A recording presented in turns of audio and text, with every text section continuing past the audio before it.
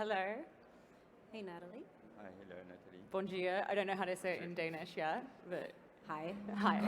Hi. Hey. So, of course, it's become really obvious to this generation that sustainability is more important to Fashion Week than ever. And what I'd love to know from you, Cecilia, is in 2020, you started the Reinvent Fashion Week pledge. Can you tell us a little bit about why you did that and what it meant for Copenhagen Fashion Week? Sure. So I come from a sustainability advocacy forum called the Global Fashion Agenda and had spent quite a few years there. So really having focused my career around sustainability in fashion. So when the position as CEO of Copenhagen Fashion Week became available, I thought, well, my initial thought was, no way I'm going to go into Fashion Week, because that seems to be quite the contradictory to sustainability. Having thought a little bit more about it, I thought, okay, so why not actually try to challenge how a Fashion Week is done and the role of a Fashion Week. And I think that really sparked my enthusiasm and motivation to go in and actually see if we could drive change and reinvent the platform. So I started 3 years ago, and in 2020, we announced our 3-year sustainability action plan with loads of targets, both related to how we execute our own event, the production of it, of course, and but more importantly, what we announced was that in 2023, so that will be in 1 year from now almost, we will be introducing minimum standards, 18 minimum standards to be exact, for the fashion brands to comply with in order to even be a part of Fashion Week. And it's 18 minimum standards that cover the entire value chain, and especially the supply chain of fashion, because that's where we all know that most of the emissions come from. So we demand that they must live up to these 18 minimum standards in order to take part in Fashion Week.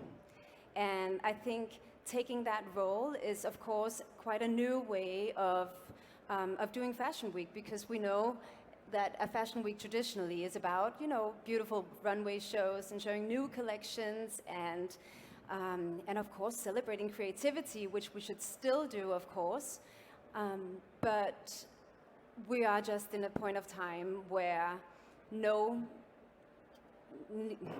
player, and especially also in the fashion industry, no player can, we cannot ignore the fact that we are in the middle of a huge climate crisis, and we all have the responsibility to tackle it somehow and actually take action. Yeah? Yeah. I mean, I think it's very well known, at least maybe for me as I live in Stockholm, but it's very well known that in Scandinavia, sustainability is a core value of the fashion industry, which is really commendable. But Serge, I'd love to hear from you. What is the situation like in France? How important has sustainability become for Paris Fashion Week?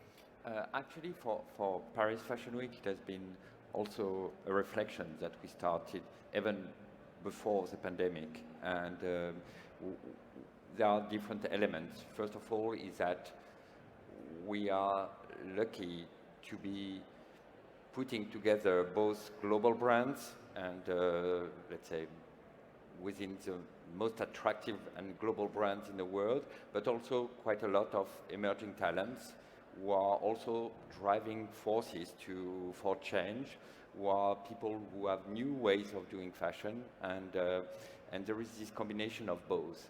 Regarding particularly Fashion Week, we implement and we work with PricewaterhouseCoopers on a tool, and this tool is to evaluate, because it's obviously we all want sustainability and to be more sustainable, but at a certain point we need data also to kind of objectivize things.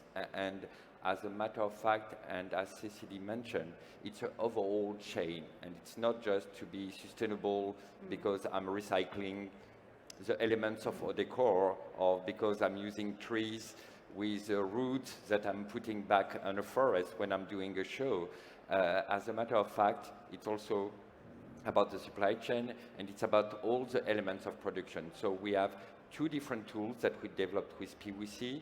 One is on the events, and particularly on Fashion Week, and the idea is to have 120 KPIs that will allow from the catering in the backstage to the light used and the energy needed for it, from the elements of the decor, etc., to really evaluate the impact of each event of the Fashion Week. And we started it last September. It has been 2 years of work with small houses, production houses, and we wanted also to, which was quite new, and actually on your side, I think also it's quite new to be involving the whole ecosystem and not just our brands, because usually as a federation or as a Fashion Week, we used to work only with brands. Now we are trying to include the whole ecosystem with production houses, with model agencies, with everyone that could be involved. And one on the supply chain that will be developing also tools for brands to be able to also improve, because it's good to say, I want to improve, but these tools is allowing them to take actions, which is the step where we are now. I think that people are not just into projects, they are really into actions. Something I want to ask you both is, of course, we were all in the fashion industry affected by the pandemic. A lot of the shows went digital, which, personally was quite difficult to write about, and it was, but of course, the argument for digital fashion shows was that it was more sustainable. Do you think that Fashion Week, there's still a place for Fashion Week? Do you see the point in having digital shows? I would just love to know what your thoughts are on digital versus physical presentations. I thought it was a privilege, actually, to have to go through a period of really, throwing everything up in the air and seeking maybe to redefine the format of Fashion Week, or again challenge the format of Fashion Week and reflect on it. And to begin with, we were very excited, of course. I mean, if we don't consider all of the misery around us and the health crisis, of course, but from a Fashion Week business perspective, we were very excited to be challenged to do a digital Fashion Week. A year ago, our Fashion Week was 100% digital, so no audience or no physical audience, no one traveling to Copenhagen, no brands, doing events or anything. And it was exciting because it allowed us to develop our digital sphere, a new website. We also we entered into a partnership with YouTube that really, elevated the reach of our Fashion Week and kind of also democratized Fashion Week in a way, because we now have, anyone in the world with an interest in fashion, and particularly an interest in Scandinavian fashion, being able to, sit front row at a show and see it simultaneously to the rest of the industry. So obviously super interesting, but I also think that, and I guess that goes for all of you as well, at one point you realize that you've had enough of Teams and Zoom and just tuning in digitally, and you really miss the physical connection. And there's also magic that's being done when you meet physically or experience. And imagine, the clothing industry, which is a very tactile industry. We want to touch, we want to see it. No doubt that it actually reaffirmed the value of the physical format. So this summer, we were lucky that we could finally put on a physical show again, whilst, of course, not ditching any of the digital elements that we had developed. So turning Fashion Week into a hybrid format where it lives both physically and in person, but it also lives on digitally. And I think for us that's been super valuable learning, but I would say the feeling of actually also acknowledging the physical and in-person event and all of the benefits that come with that has been quite eye-opening. And of course, Paris Fashion Week has always taken a much more traditional approach. What has this change been like for you, and have you been able to embrace it? So far, we have tried to. Yes, the fact is that as a fashion week, it was quite disruptive for us. Despite the fact that, and that's the first point, the fashion weeks were in fact already digital, because with social media, you used to have already the fashion week spread all around the world immediately through influencers, journalists, etc. So digital was not completely new, and particularly for brands, because they use already to live stream shows, etc. It was more how to put together a platform allowing all brands to be all together, and the first reaction we had as our main core is really on creative brands and designer brands, was to focus on creativity. And the idea is that we ask creative films and not filmed runways, because we wanted everyone, and actually we have seen very nice inspiration films that were almost with no clothes. Then now things are changing, but that was a way for each brand also to express a message, to express their creativity, to express their universe, that up to a certain point didn't need to be completely connected to a particular collection or piece of garment. And actually, in July 2020, some brands haven't been able to develop any piece of garment, so it was just to be present and to express something. So that's the first point. On the other end, we built a platform that is a Paris Fashion Week platform, but also Haute Couture platform, as we have two different platforms that allow each brand to show their collection digitally, and they can share it on our platform, but also through a network of partners we could have. It could be Tencent in China, it could be CNN in the US, that really allows to spread the visibility for each brand.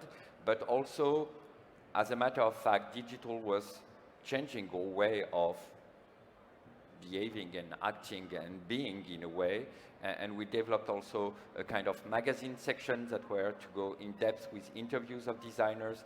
So it changed a bit also our mission by itself, as our mission used to be to organize a physical event on different places and to make sure that everything is smooth.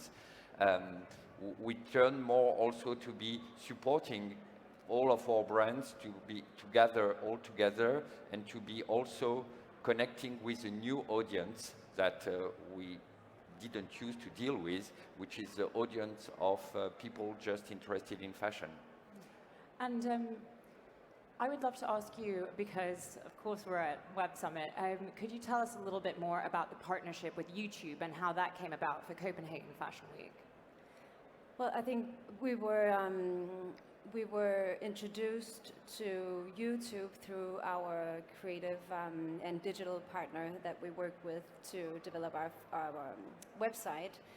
And I think a dialogue just started, and I think they saw the benefit in going or in partnering with a fashion week with such a strong focus on sustainability, particularly because, you know, there's plenty of fashion shows on YouTube and plenty of also influencers working on YouTube, but I think they essentially saw the value of having this platform, taking a more active stance and having a more active voice within the field, and we of course saw the great value in being able to really explode our numbers, which we did, and reach a much bigger audience. So the partnership is a long-term partnership where we really want to make sure that everything that we do shows, of course, both what's best in class in terms of fashion, so we show the best fashion from Scandinavia, but also the brands that are best in class in terms of working with sustainability and very ambitious strategies. And I think a lot of people point fingers at the fashion industry for various reasons. Do you believe that fashion can be sustainable, that Fashion Week can be sustainable? Maybe Serge, I go to you first. When you work with That's- you work with emerging brands, do you notice that there's been a shift? No, there is definitely a shift. All emerging brands are part of this generation that are totally committed to sustainability. I know no new project, and actually even some of these projects nowadays are even not talking about sustainability because it's something that it just as a process of making a garment has to be sustainable. So it's something that is completely in the use for them and something very natural for them to go sustainable. Then the issue and the key issue is that this word fashion means fast fashion to the haute couture. And there are so many different realities, there are so many different supply chains. Actually, we are lucky to be more on the creative side and on the designers, which are in terms of volumes maybe 0.0001% of the production and of the volumes of garments in the world. So as a matter of fact, it's never easy, but I will distinguish the garment industry, which is this mass production of clothes, and on the other hand, really the fashion that we, in up to some ways, we represent. Obviously, it doesn't mean that we should not be taking our own responsibilities or we need to act. On the contrary, we need to lead the example, and I believe that most of our brands, in the ways they act nowadays, they really are committed, and not just committed, really going into actions, and really very concrete actions. There is obviously the Fashion Pact, but there is also LVMH that has the Life 360 project. There are a lot of different projects within different groups that are not just, let's say, commitments, but are really action plans that these houses are implementing. And last, just to mention also that there is this radical shift also on consumers. So although a house would like not to act because it's easier to don't change anything, the backlash nowadays will be so damageable for a brand, and the more a brand has awareness, the more the brand is prestigious, the more it will be exposed to risks. So nowadays it's not just a question of investment, it's also a question of saving the future of the company. And Cecilie, what brands, I know we touched about this briefly earlier and we said it's so difficult to answer, but what brands do you think are really leading the way, at least in your experience as CEO of Copenhagen Fashion Week? Yeah, I mean, I actually would like to echo what Serge is saying. I think the brands that are working, or that we are very fortunate to be working with in our fashion weeks, those that are actually, that have another type of supply chain than the big fast fashion players, for example, are really, I think, showing the path and showing the way. We've carried out a pilot study of where we had, to begin with, 12 brands participate in a pilot study. Now we have 50 brands participating in the same, or in a new pilot study, but relating to this new sustainability framework that we'll be introducing in 2023. And it's been very, very interesting to see how, although no brand right now is able to comply with all 18 minimum standards yet, they're not far from it. So I think my point is really that now we're actually getting the insights already now through a lot of pilot studies. We're getting insights into raw data and documentation that's actually showing that the brands that are active at our fashion weeks are those ahead of the game, are those that actually have super ambitious strategies in place and efficient actions being made. And so that was just to say that I couldn't agree more with you. I think we're lucky to work with that part of the fashion industry. And that also leads me to saying that, and that's what keeps me enthusiastic and optimistic about it, because that part of the fashion industry are also the big, well-known players. Of course, in Scandinavia, we're probably a little bit smaller than the French fashion houses, but we have fashion brands that are, super impactful and influential because they are strong brands and interesting design and beautiful, creations in terms of the collections that they put out. So I really think that there's an opportunity here to take them in as the example of the best-in-class brands, and hopefully to see fast fashion and other players that are lagging behind follow suit. I had another thought when you asked, can fashion ever be sustainable? And of course, fashion can never be sustainable. I don't think any industry can ever be a sustainable industry, and I think we need to refrain from using the word a sustainable brand. There is no such thing as a sustainable brand, because that would mean that there's no waste, there's no excess of, there's nothing being discarded. It doesn't exist. But a brand can work responsibly and actively through, of course, as you said, measuring the footprint, seek to constantly reduce the footprint.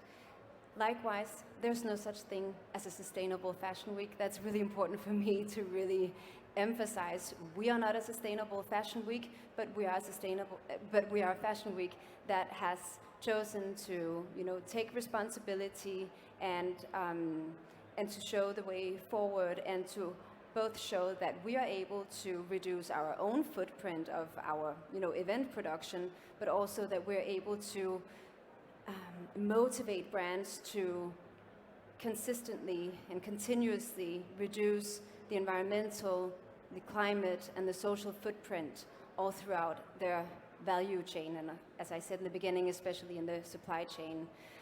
So there's no such thing as a sustainable brand or fashion week, but we can all do better, and we can all also, of course, now that we see the COP 26 happening in Glasgow, I think our minds are set on, or at least reminded of the fact that we need to stay on the 1.5 degrees pathway, and I hope that action will be, or that new action will be made at the COP, but also that what we're really actually missing in the fashion industry is for policymakers to step in and demand change. So not to confuse our role with the role of policymakers, but I think my conviction since the day that I began at Copenhagen Fashion Week was, if there's nothing really being done by policymakers, and if regulation is lagging behind, well then hey, then we at least can set some minimum standards and minimum requirements for brands. It's not going to save the world, but hopefully we can contribute to advocating for, lesser footprint of the fashion industry. And we've talked a lot about sustainability, which obviously is a key force for change, and something that, you guys have done tremendous work on.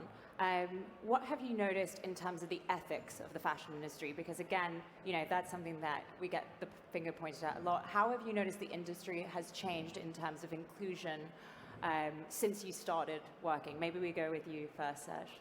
So as a matter of fact, let's say fashion has been very secretive for ages, and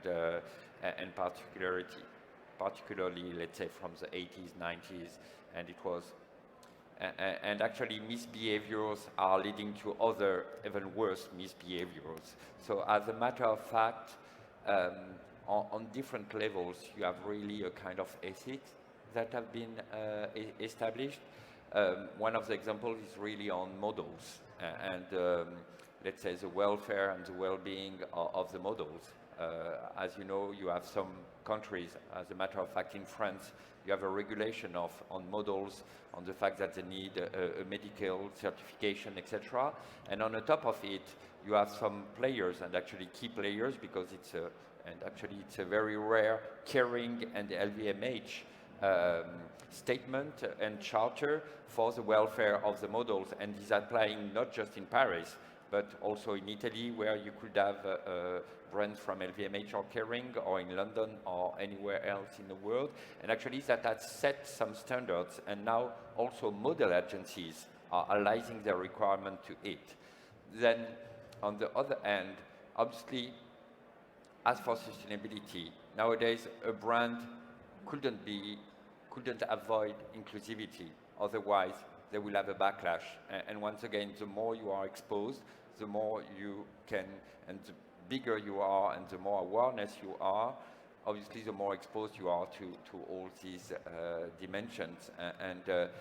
From body positivism, from respect, from diversity, it's obviously something that all brands are really watched also now. And it's this system of check and balances in a way, because also when we were talking, one of the key players on sustainability, it's our brands, are us in a way, are policy makers, but are also consumers. Because at the end, if people continue to buy t-shirts at €3, it doesn't exist. Which means that a t-shirt at €3, unfortunately, are on the market, but it means that social conditions, environmental conditions are not respected. So, as a matter of fact, there is also, let's say, an action that should be taken and to go all together, and I guess that the actions of all brands are also educating customers to be willing better products. And Cecilie, how have you noticed the ethics of the industry changing over the last couple of years? I've seen it change immensely. In Denmark, we've had a fashion ethical charter since 2007, actually, which towards the beginning was mainly focused around the well-being of models, and of course also always advocating or showing healthy body and beauty ideals. Throughout the years, that focus of course hasn't changed, but we have added new focus areas, such as also, as you mentioned, diversity and body inclusivity. So I think when you speak of models, for example, we see models of all or gender, age, ethnicity, ability, height, weight, everything. And I think that's a really important development of a fashion week, because a fashion week or a fashion show in itself is, I would say, not very inclusive, because it is it's an industry event, and it's often collections that are not very accessible to the general public. So I think it's actually really important to take responsibility in showing a more inclusive and positive body and beauty ideal.